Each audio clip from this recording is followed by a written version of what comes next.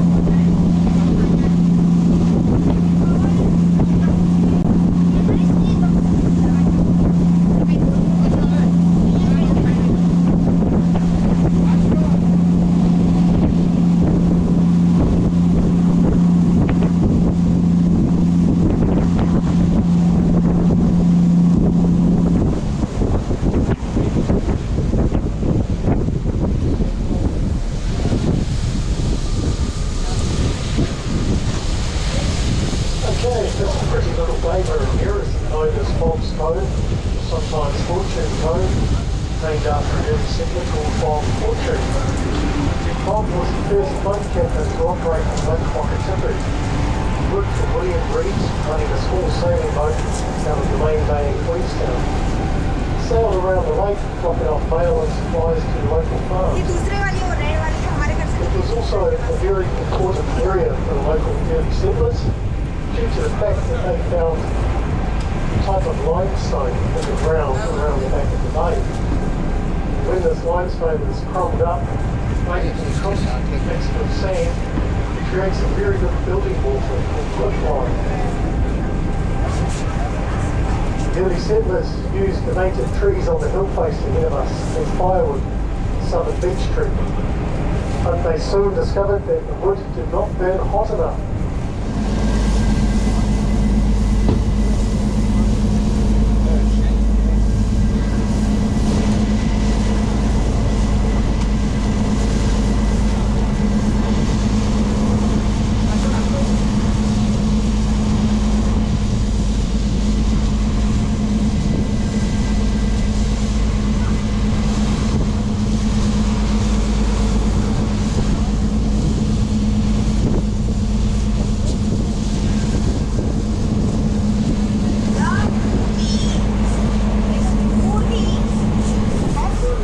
1960.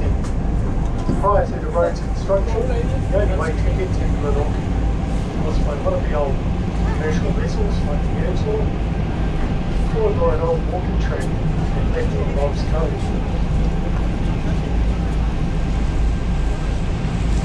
You gotta go